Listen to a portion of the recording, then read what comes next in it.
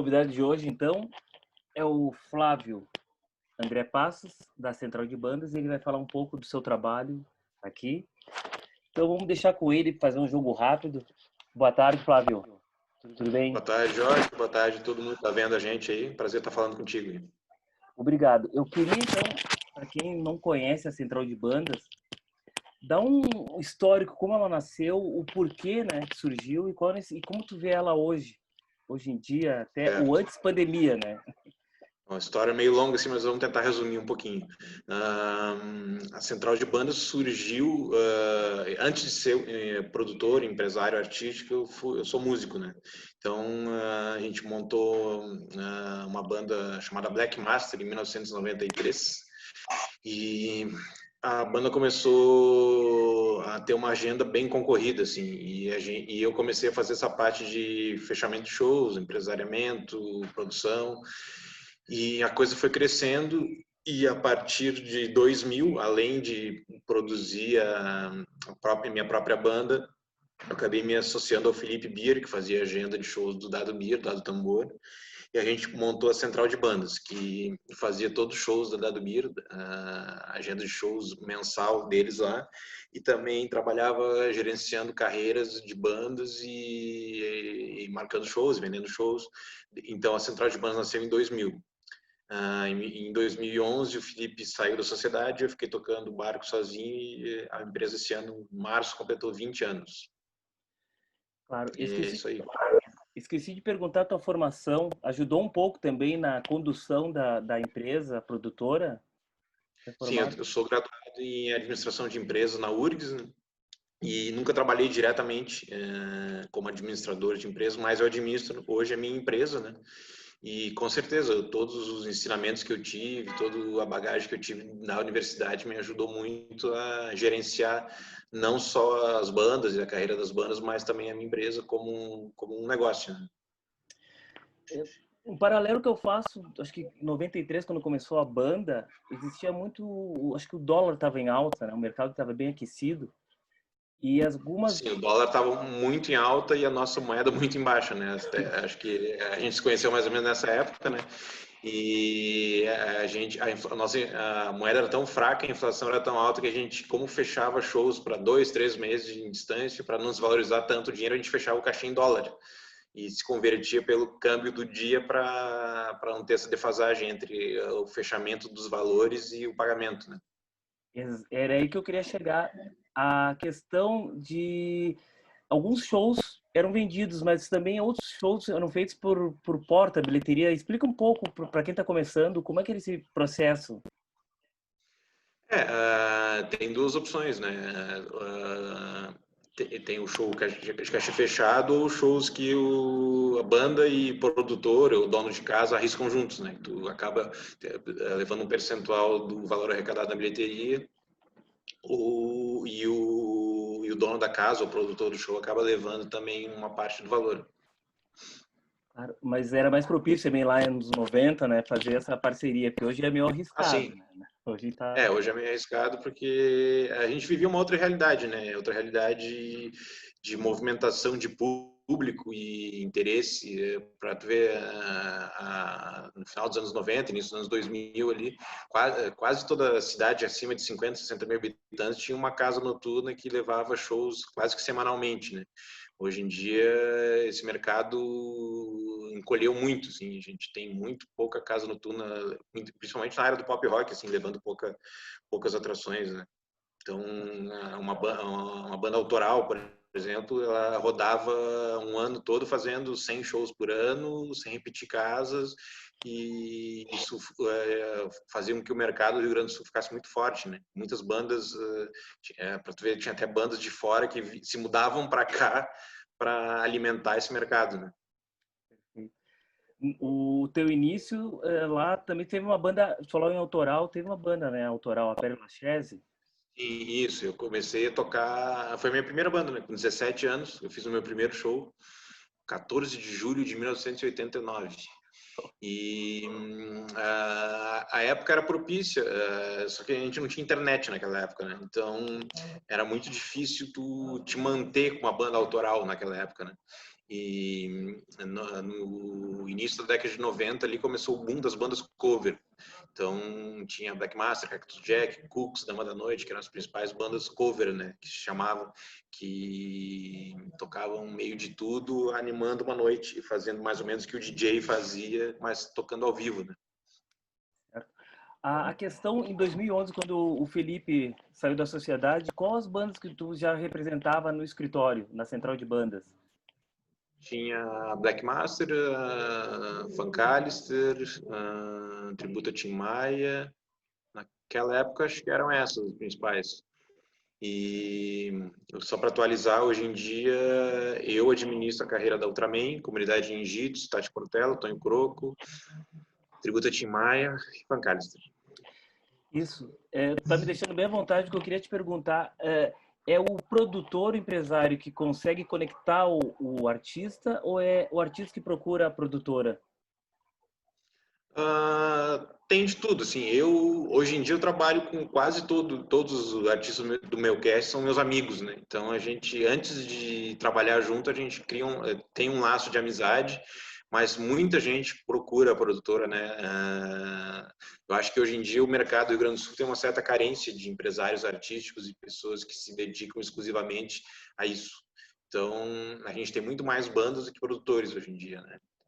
Até porque para o ofício de produção, como tu bem sabe, também tu exerce esse ofício, não é muito fácil hoje em dia, né? A gente tem que, para manter uma rentabilidade legal para poder se dedicar só a isso, é bem difícil. É da competência do escritório também, às vezes, investir no... Tu tá trabalhando com a Tati Portela, com o Tonho Croco, com a Ultraman, com a Funkalister, com o teu projeto Tributo ao Tim Maia, né? Não sei se a Black Master está em atividade ainda, mas Não, não. Mas a produtora, não. às vezes, tem que investir no artista também e tem esse retorno no Com, show. com certeza, a gente tem várias formas de contrato com os artistas, né? Mas a maioria deles contempla um percentual na receita como um percentual na despesa, né? Se tu vai, por exemplo, bancar um disco de um artista, tu vai entrar com um percentual que tu ganha nos lucros, com um percentual no investimento também, né? Então tem os dois lados do negócio. O Tonho Croco, vocalista do Ultraman, foi contemplado a recente, o ano, me corrige, né, o ano, mas 2016. exato, ele foi contemplado por um edital da Natura, né? Isso. Uhum. E eu creio que a Tati Portela também deve ter sido Ela foi contemplada no FAC, não na Natura. no FAC. No outro edital. São trabalhos, então, que os trabalhos mais recentes dos dois artistas que tu tens, além Isso. da Uhum. Ultraman. Uhum. A Ultraman praticamente já trabalhava com eles, né? A gente trabalhava até março desse ano de forma esporádica, eles tinham outro empresário, mas a partir de março, 2 dias antes do início da pandemia, eu assumi a exclusividade da produção da banda. Uma época não muito fácil, mas estamos aí. Pegou para cuidar deles, literalmente. Isso aí. Cuidar dos guris. Flávio, então, agora a gente quer conectar e passar para o público que está com essa live, né? Essa live está sendo gravada para que a gente possa também explorar outros canais, né, de divulgação desse projeto, né, Claro. do FAC Chevale. Quando tu planeja, vamos dizer assim, uma turnê, tu tens, vamos dizer assim, uma turnê Rio Grande do Sul, tu trabalha, acho que também com a comunidade, tu tem a Sim. Tati, existe uma preferência do artista ou é o momento do cenário todo, assim, conseguiu fechar uma casa em São Leopoldo, Santa Cruz? Explica para... Existem vários cenários, assim, né?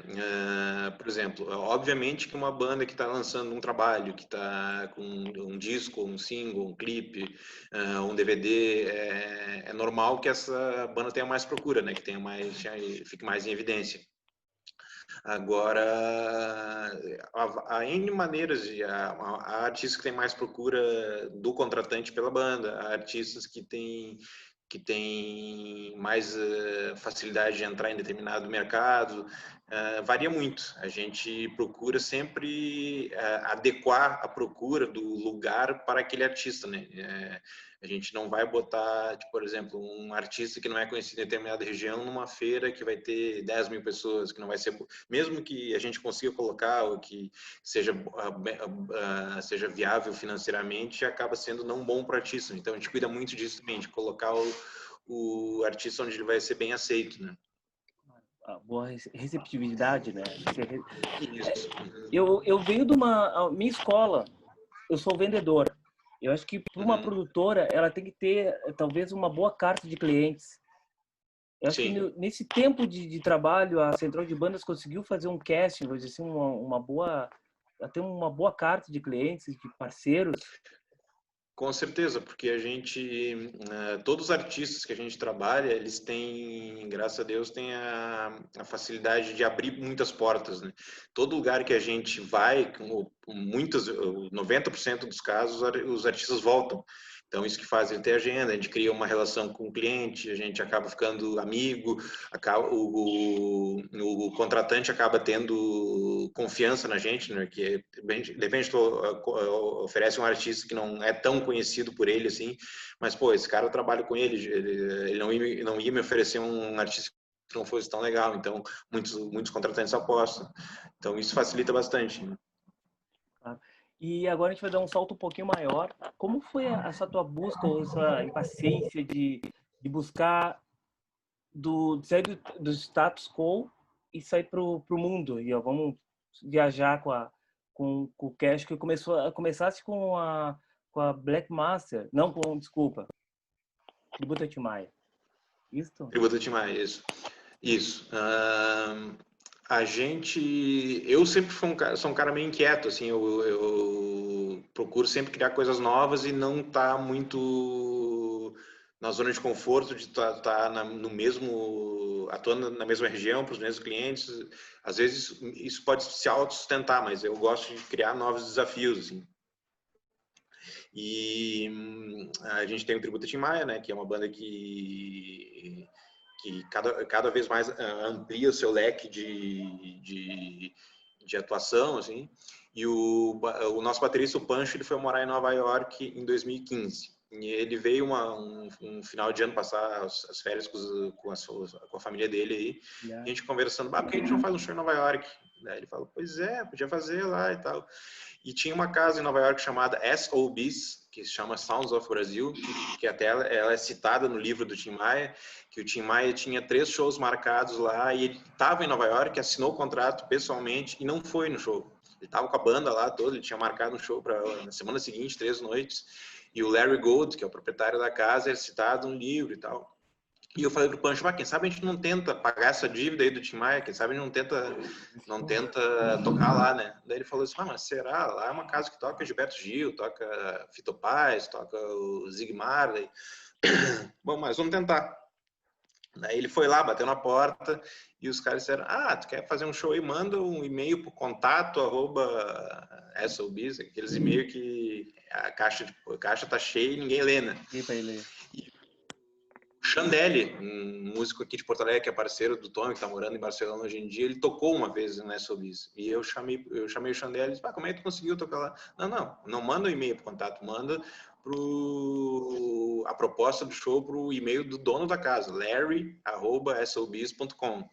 Daí eu falei pro Pancho, manda pra lá. Daí o cara, ele recebeu o e-mail, 15 minutos depois ele disse, escolhe a data que vocês quiserem vir, e o show tá marcado. E a gente ficou numa felicidade enorme, assim, que a gente não esperava, né? Pô, uma casa que recebe o Rapa, Gilberto Gil, Fito Paz. Bom, agora como ir até lá? A gente toca no Brasil com uma banda com 8 pessoas, né? O Pancho estava lá, obviamente ele tocaria, né? E a gente pensou, vamos pegar um naipe de sopros de lá e vamos nós 4 daqui. Beleza. A gente acabou pegando 2 americanos, um que toca no Steel Pulse e outro que toca com o Keith Richards, e um brasileiro que montou esse naipe, o Zé Luiz Oliveira, que é o cara que faz o solo de sax de Menino Veneno. Foi ele. O cara que tá muito lá, que ele produziu até o EP que o Tonho gravou lá. E a gente foi, e o show foi maravilhoso, assim, financeiramente, receptividade pública, casa lotada, aplausos de pé e tal. E um produtor que leva muitos shows brasileiros estava lá vendo o show. Daí ele deu um cartão pro Tonho até. Diz, me procurem. Daí eu procurei o cara. No ano seguinte a gente foi e fizemos 3 shows. Fizemos Washington, Boston e Nova York. Daí no ano seguinte tinha uma mulher da Suíça vendo o show lá.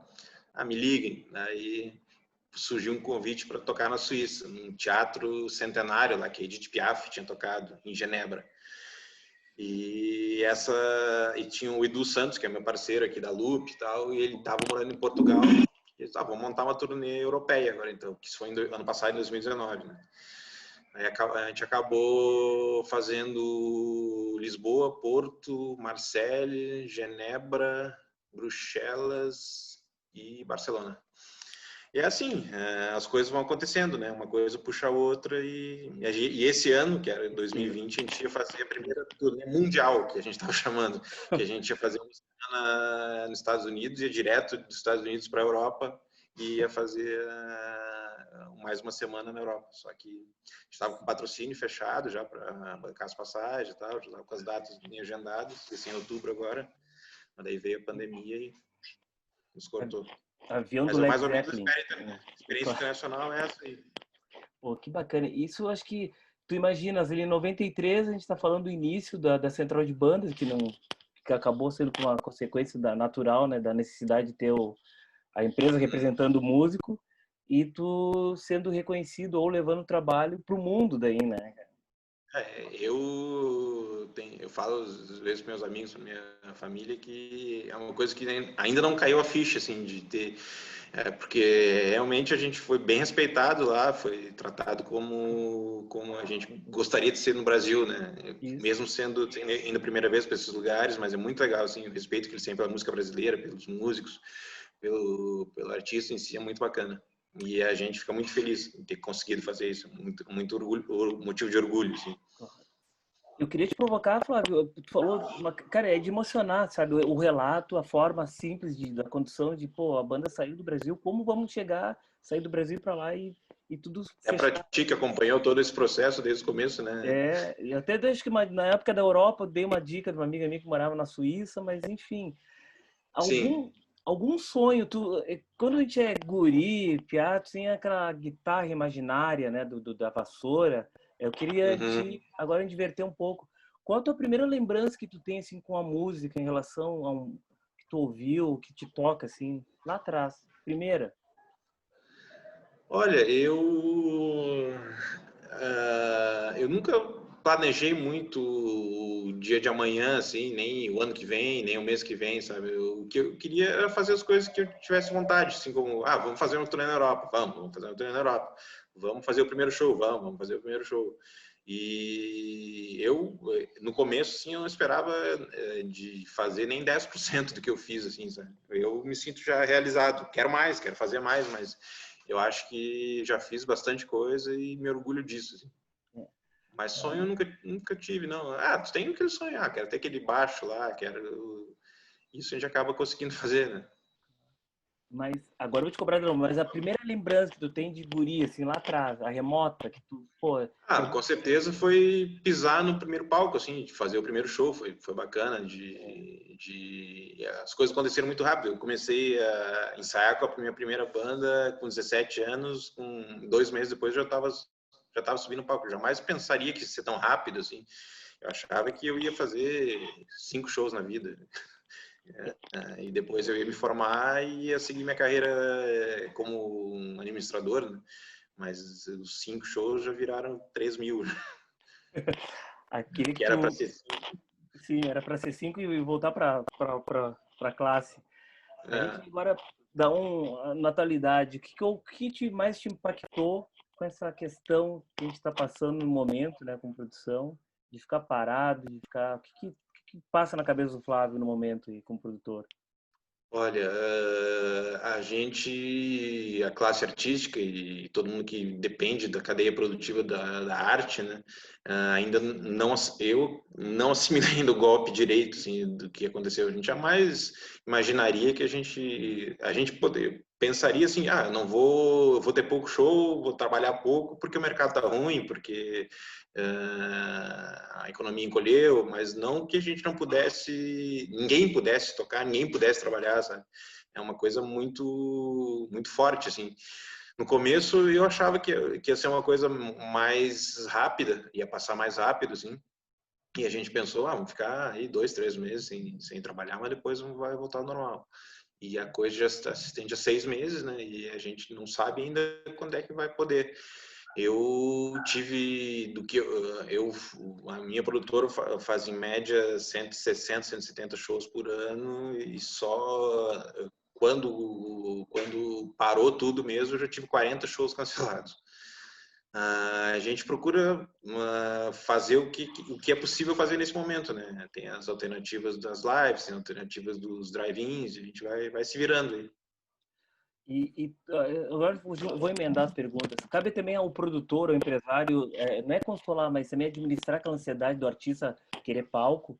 Tu tem que cuidar da... Assim, eu acho que ficar reclamando e chorando pelos cantos não vai resolver nada, né? A gente tem que ou inventar alternativas para enfrentar o problema ou fazer alguma outra coisa, né? Não adianta, ninguém vai bater na nossa porta e dizer, tá aqui o teu dinheiro, tá aqui a tua comida, tá aqui... A gente tem que correr atrás, sabe? Não, sempre fui assim, nunca esperei nada. Não sou produtor que espera o telefone tocar e fica sentado no escritório. Eu vou à luta, né? Claro. Tu sabe bem disso. Sim. Conta pra gente aqui um pouco da experiência. Tem dois momentos agora. Tem um novo, recente, e tem a experiência do Poada e Vim. Como conciliou? Foi um alento? Conta pra gente aí, Fábio.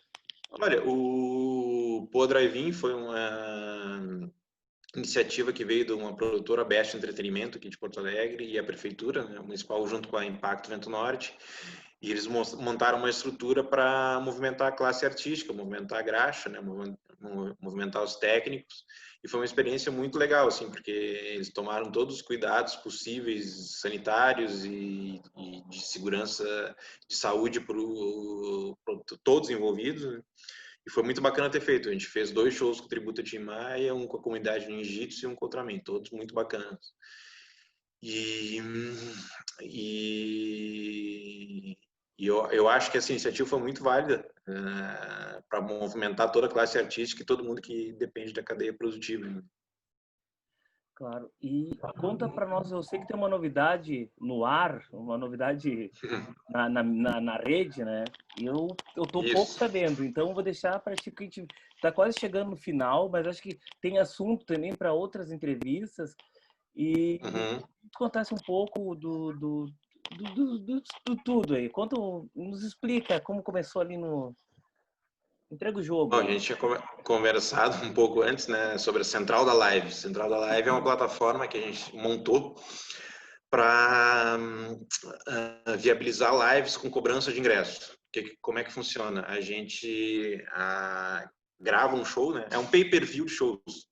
A gente grava um show, divulga ele vai ser feito de forma online, né? E a pessoa compra o ingresso e recebe um link onde ele vai poder ver o show no YouTube durante 3 dias, 72 horas.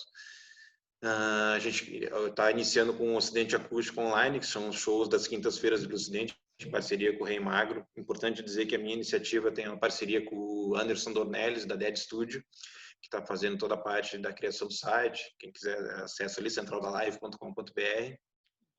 E a gente já está gravando algumas lives e o primeiro que vai ao ar é dia 24 de setembro, com o Tributo a Tim Maia, com o Ocidente Acústico.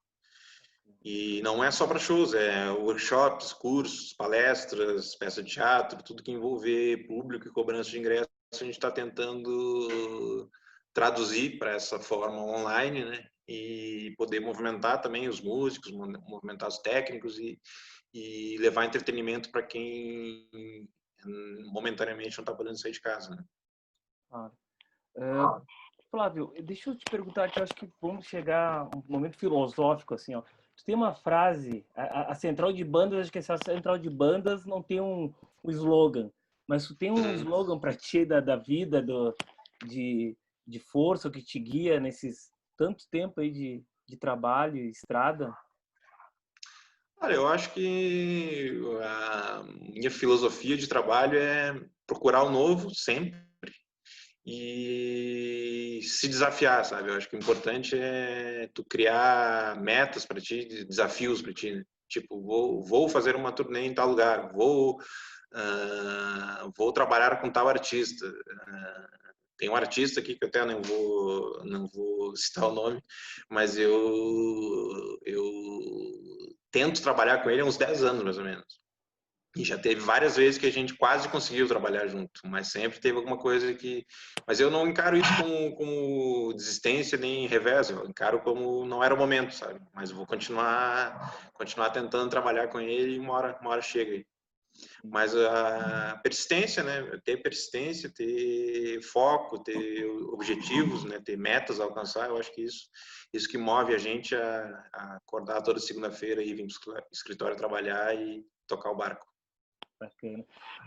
Acho que é uma mensagem importante. Tu falou que existe uma falta de produtores, né, para gerenciar a carreira de alguns artistas, de algumas bandas. Mas eu queria que tu deixasse também um toque para as bandas que antes de chegarem ao produtor, né, o que elas deveriam o que elas teriam que ter, ou amadurecimento, ou para, porque senão o produtor não vai ser nada para a banda, né? Assim, se não tiver um conteúdo legal, se não. Primeiro tem que ter música boa, né? Se não tiver música boa, não procurar copiar ninguém, procurar ser o mais autêntico possível.